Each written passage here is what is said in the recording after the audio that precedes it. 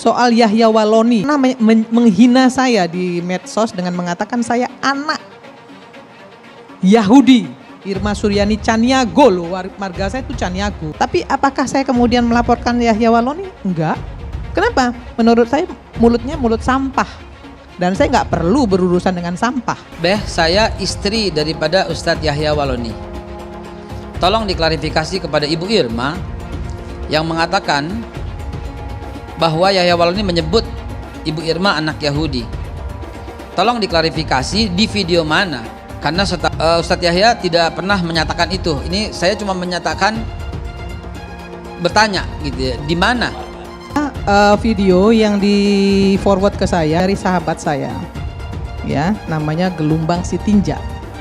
Dan dia mengirimkan video ini kepada saya. Di situ juga tersampaikan bahwa memang beliau menyatakan itu. Tapi saya tidak marah. Nanti orang yang mengirim kepada saya biar nyampaikan ke istrinya supaya jelas ya, karena saya mendapatkan kiriman. Nah, sekali lagi Babe Haikal, ini video yang beliau menyebut saya sudah saya kirim ke Babe. Ini bisa Babe sampaikan ke istri, bisa membedakan mana yang kritik, mana yang menghina. Bayangkan seorang presiden disebut Jokodok. Kalau saya jadi Pak Jokowi, mohon maaf, itu bukan sekedar saya laporin, saya datengin, saya tampar mukanya. Itu satu. Sudahlah Haikal Hasan. 1 jam ente sebelumnya ini FPI tapi nggak mau ngaku FPI. Jadi nggak usah banyak omong ente dengan saya. Menjual nama Allah. Jangan menggunakan nama Allah sembarangan. Jangan sebut nama Allah sembarangan. Kita nggak boleh memfitnah orang, tidak boleh bersaksi dusta pada kita. Kalau dia Tuhan, kenapa dia tergantung di kayu salib? Begitu kan? Siapa itu? Orang yang disalib itu tidak ada lain kecuali orang yang diserupakan dengan Nabi Isa.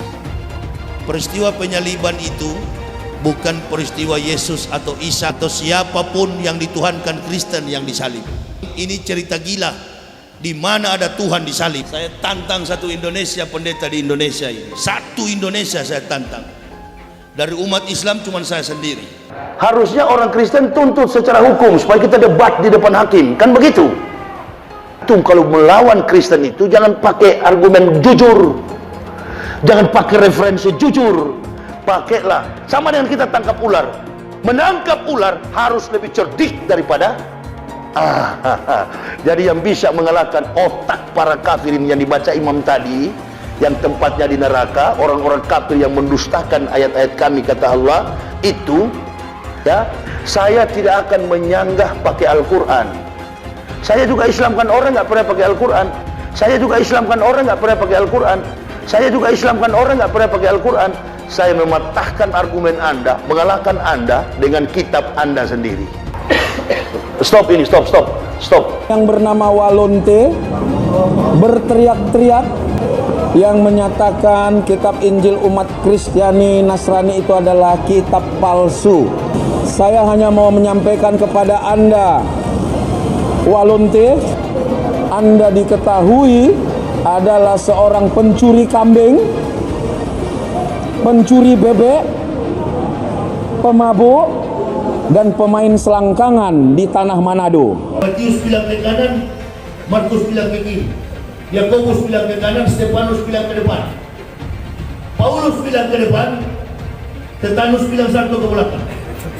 Karena kitabnya nama-nama manusia, Matius, Markus, Lukas, Stefanus, Robertus, Septimus, Capticus. Isi kitab Kristen itu innalillahi. Itu bukan Injil. Itu adalah konsep kepalsuan buatan otak dan tangan kotor manusia. Ini kitabnya palsu semua. Ustadz Yahya Waloni, maka dia lebih dulu masuk surga daripada Abdul Somad.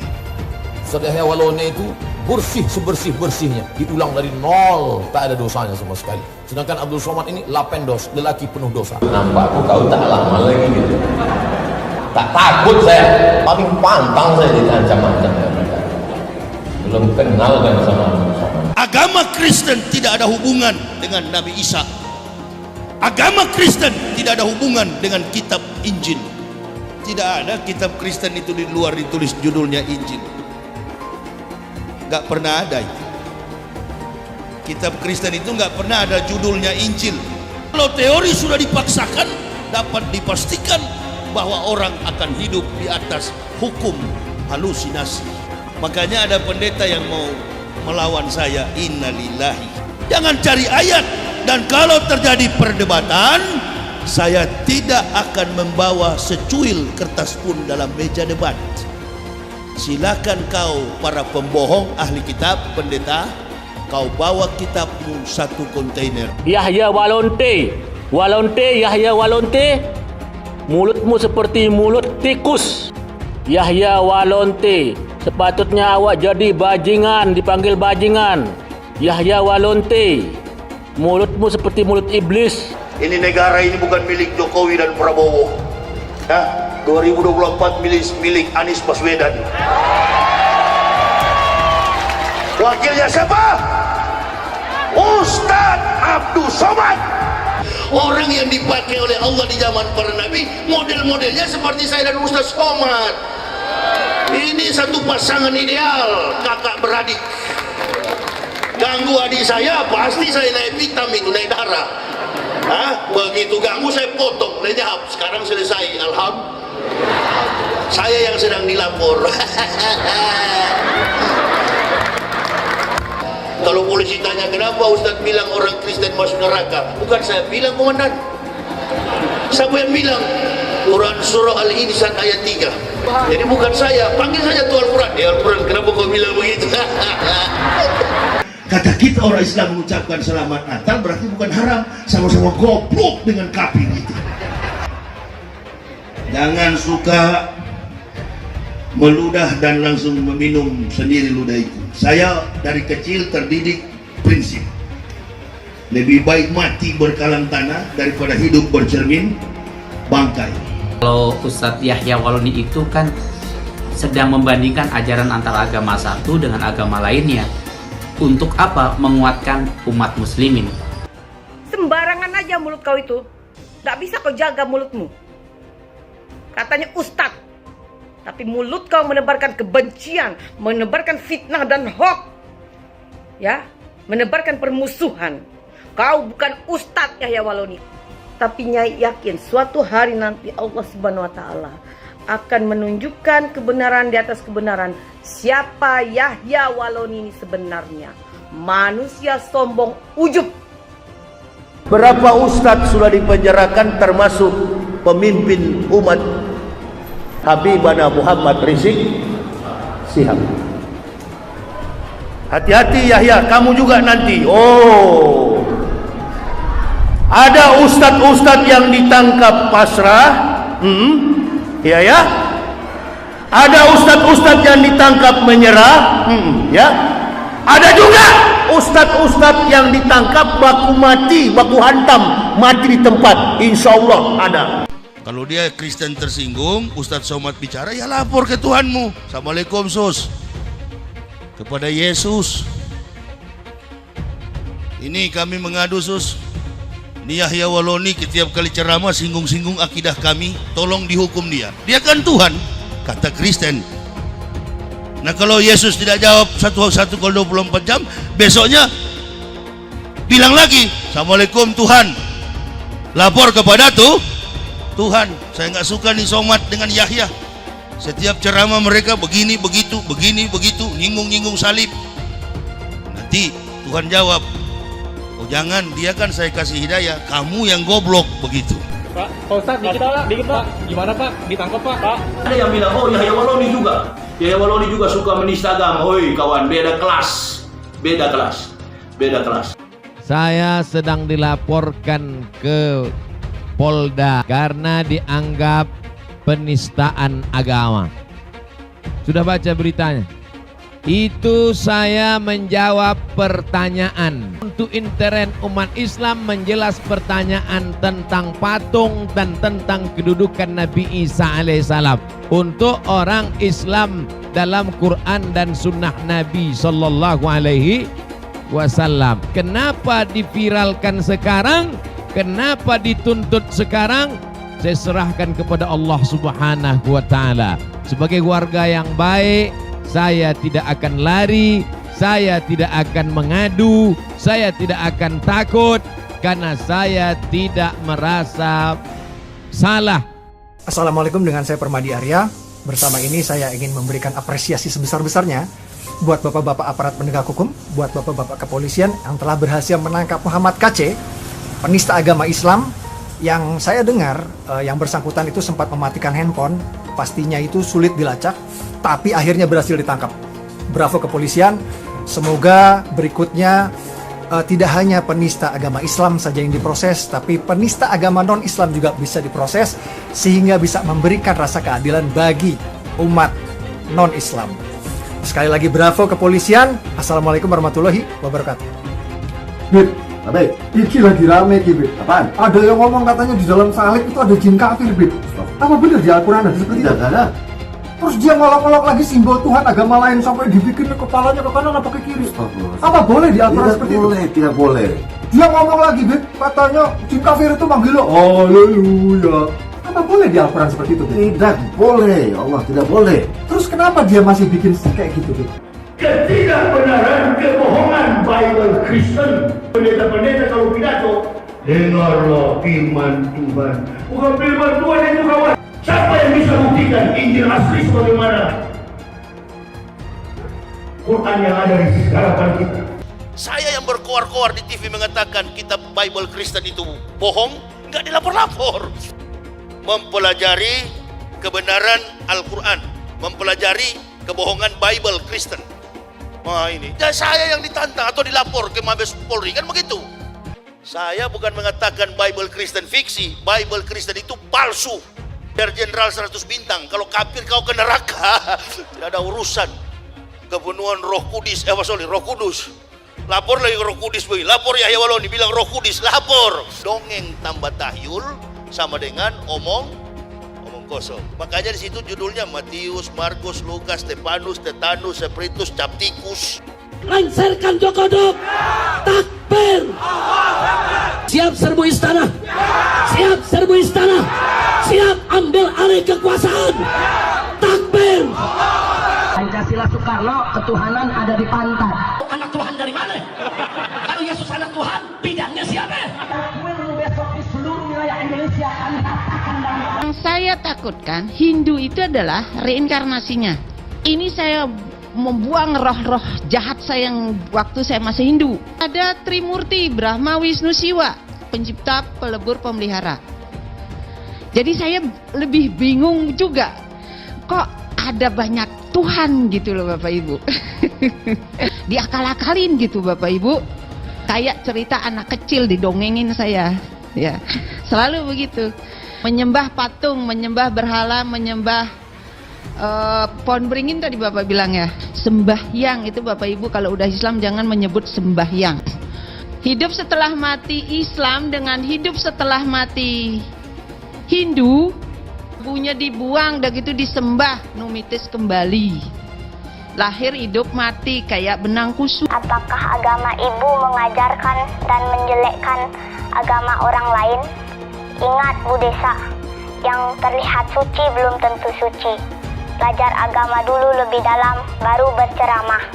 Ingat, karma itu nyata, leluhur Bali tidak buta. Pernahkah Ahok itu kerasukan setan? Tidak, setannya itu. Karena sesama setan tidak orang saling menggoda. Setan, setan, setan. Karena di salib itu ada jin kafir. Karena di salib itu ada jin kafir. Karena di salib itu ada jin kafir. Haleluya. Tetap percaya salib itu lambang mulia, bukan jin. Kok ketawa? Aku nggak nyindir siapa-siapa loh. Saya nggak pernah mundur untuk kebenaran, keadilan, kejujuran. Dan peri kemanusiaan, gue nggak pernah mundur. Dan gue nggak pernah takut juga sama lu. Siapapun yang rasis, gue akan hadapin. Karena rasis itu tidak berperi kemanusiaan. Sama saya ditanya dulu kan, kamu nyesel nggak statement kamu di Pulau Seribu sehingga masih masuk penjara? Tidak pernah nyesel. Karena saya mengatakan kebenaran. Hai teman-teman, saya mau memperlihatkan transaksi saya hari ini lakukan trading. Ini bukti transaksi saya untung $4.500 US, itu sekitar 68 juta rupiah. Semua keuntungan bisa saya dapatkan dengan fasilitas copy trading. Kalau saya bisa, kalian juga bisa guys. Oke, itu yang mau saya tunjukkan. Like video ini sekarang juga dan gunakan link di kolom deskripsi maka kalian berhak dapat bonus kalian. Promo ini ada masa waktunya, jadi jangan ketinggalan. Bukan cuma itu saja, transaksi tidak dikenakan fee, baik itu investasi saham, trading forex, komoditas, bitcoin, dan lainnya. Kalian bisa melakukan transaksi berapa kali pun atau unlimited trading. Dan tidak ada fee sama sekali. Jika transaksi di tempat lain sudah berapa fee-nya. Setelah menonton video ini, ayo mendaftar sekuritas hari ini, gratis dan tidak ada minimal deposit. Pastikan kalian menggunakan link di kolom deskripsi untuk mendapatkan welcome bonus. Kalian bisa menggunakan bonus $10.000 di akun virtual untuk latihan. Bukan cuma itu, kalian akan dapat kelas trading online gratis senilai $3 juta atau $200 jika kalian deposit di bulan ini. Selamat menonton guys, enjoy! Hai semua, dengan saya Jonas Leong. Terima kasih banyak buat kalian, penonton setia yang selalu menonton di channel ini. Saya secara personal sangat menghargai waktu kalian. Dan saya sudah menganggap kalian sebagai family karena kalian selalu support di channel ini. Bagi kalian yang selalu menuliskan opini kalian di kolom komen, saya baca komen kalian satu persatu. Saya baca komen kalian untuk mengetahui opini kalian, tanggapan kalian, dan masukan kalian sangat berguna untuk video selanjutnya. Terima kasih banyak buat kalian yang selalu menekan tombol like di awal video. Video seperti ini membutuhkan waktu dan juga research. Dan ini semua gratis untuk kalian. Jadi pastikan kalian menekan tombol like-nya, supaya saya mengetahui kalian menyukai konten yang saya bagikan. Tadi sudah menyampaikan kepada kita dengan sangat clear dan jelas. Positioningnya jelas. Bagaimana sesuatu dikatakan menghina dan satu lagi kritisi. Bisa membedakan mana yang kritik, mana yang menghina. Bayangkan seorang presiden disebut Jokodok. Kalau saya jadi Pak Jokowi, mohon maaf, itu bukan sekedar saya laporin, saya datengin, saya tampar mukanya. Itu satu. Soal Yahya Waloni, menghina saya di medsos dengan mengatakan saya anak Yahudi. Irma Suryani Caniago loh, marga saya itu Caniago. Tapi apakah saya kemudian melaporkan Yahya Waloni? Enggak. Kenapa? Menurut saya mulutnya mulut sampah. Dan saya nggak perlu berurusan dengan sampah. Karena saya orang terhormat. Dalam hal terkait tebang pilih HRS ditangkap, kemudian Pak Presiden di NTT tidak ditangkap, misalnya seperti itu. Lihat undang-undangnya ITE itu. Adakah ketika Pak Presiden datang di NTT, membuat panitia untuk penyambutan, masyarakat disuruh hadir dan kemudian datang ke sana? Nggak ada. Itu semuanya tiba-tiba masyarakat merindukan seorang presiden yang mereka cintai dan datang. Apakah kemudian seluruh masyarakat yang ingin melihat presiden itu harus kita tangkap? Dipakai dong ininya gitu. Kita nih bernegara, ingin ada perubahan, saya juga sama. Beda ketika Pak Jokowi datang ke NTT. Dia itu nggak bisa disamain, cuma orang bodoh aja yang nyamain gitu. Karena dia nggak lihat undang-undang ITE itu harus ada unsur ajakan di situ. Kalau nggak ada unsur ajakan ya nggak bisa, mau diapain lagi gitu. Ada abai di situ betul. Tapi apakah abai itu direncanakan atau tidak? Kan tidak. Beda. Ketika HRS kumpul-kumpul di bandara itu direncanakan. Terkait dengan misalnya kasus Joko Chandra 3,5 tahun. Saya nggak setuju. Saya marah. Nggak benar ini. Tapi jangan orang Panuan yang salah Jokowi. Orang Korengan yang salah Jokowi. Kemudian aparat yudikatif salah, Jokowi juga yang disalahin. Pakai dong ininya, cerdas sedikit. Kalau misalnya kita nggak suka sama orang, jangan kemudian semuanya ditimpakan kepada mereka. Saya juga nggak setuju, kurang ajar itu yang namanya aparat hukumnya. Tapi kan bukan Jokowi dong yang salah. Tadi kan disampaikan oleh Prof, ya kan Prof kita tadi menyampaikan ada pembedaan di situ. Dan disitulah masyarakat harus diberikan diskursus kecerdasan oleh kita ini. Kita harus memberikan diskursus kepada masyarakat yang benar. Jangan hanya karena kita tidak suka pemerintah, kemudian kita hujat-hujat seenak udel. Harus kita paham terkait masalah tokoh yang kena COVID menurut saya. Harus juga mau mengakui bahwa dia kena COVID. Seperti HRS, Rizik Sihab itu kalau dia kena COVID bilang aja. Memang kalau kena COVID itu hina? Enggak. Justru ketika dia kena COVID, kemudian dia menyampaikan ke publik, dia melindungi dirinya sendiri dan keluarganya juga melindungi masyarakat. Agar orang yang bertemu sama dia tahu kalau dia kena COVID. Sehingga dia tidak menyebarkan.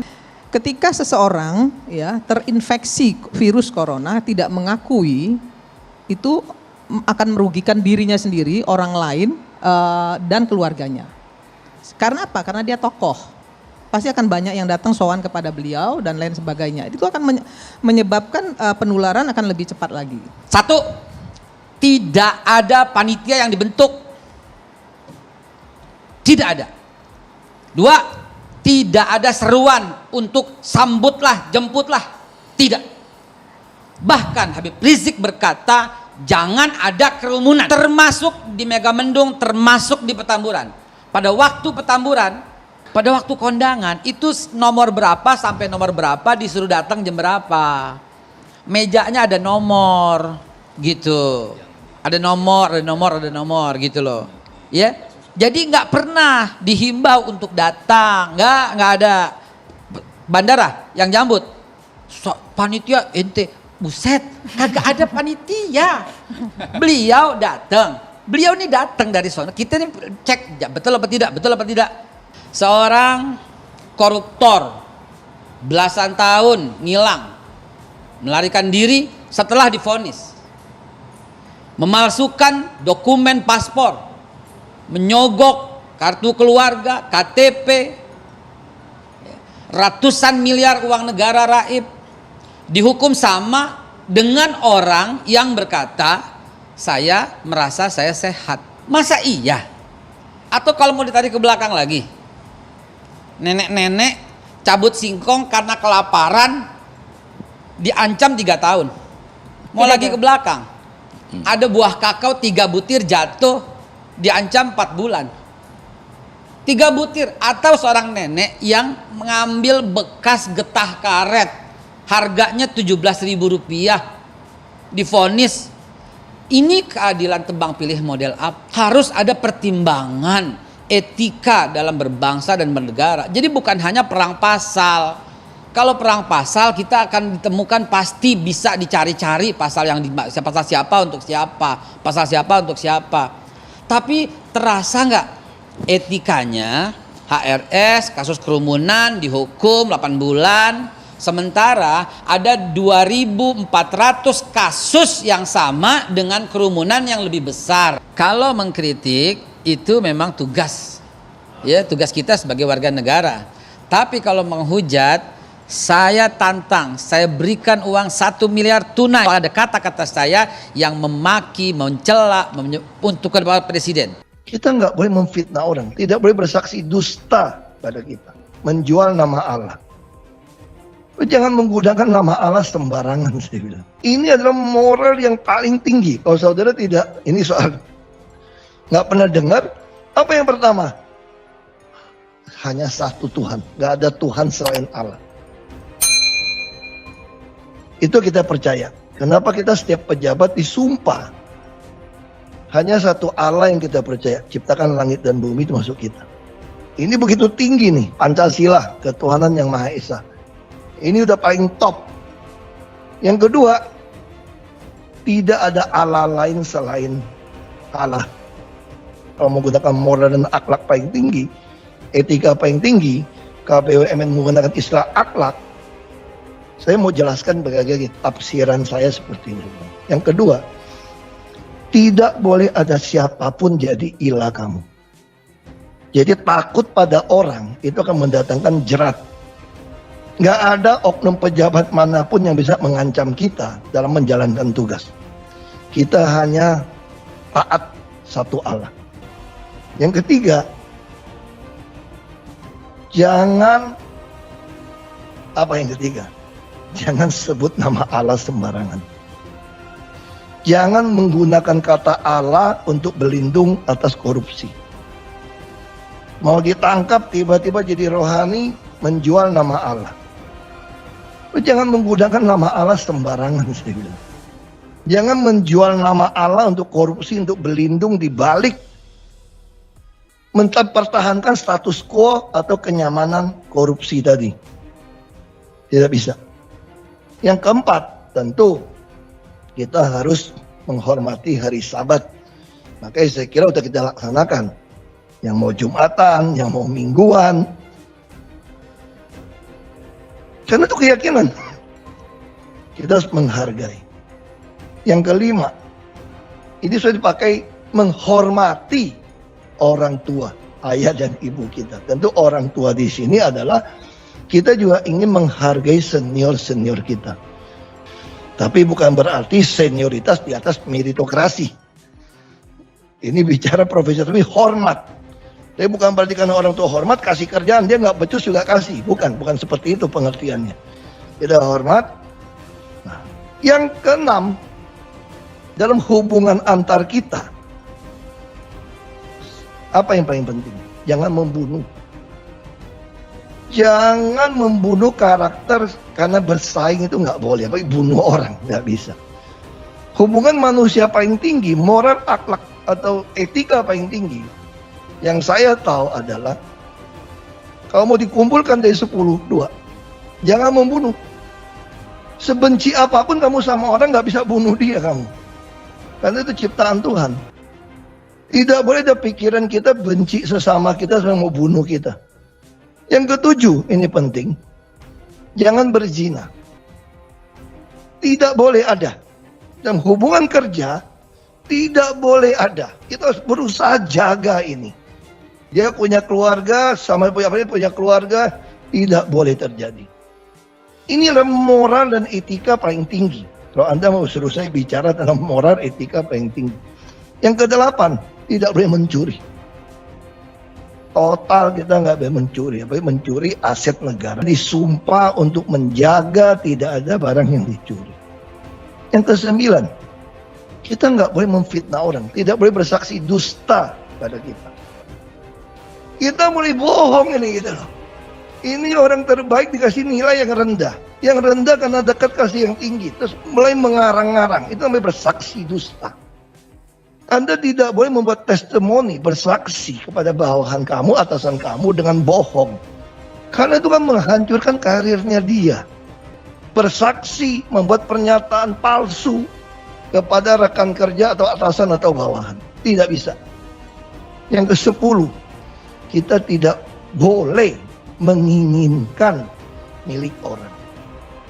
Jadi karena pengen menginginkan jabatan orang, hak orang, atau dia punya iri dengki, mulai menghalalkan segala cara.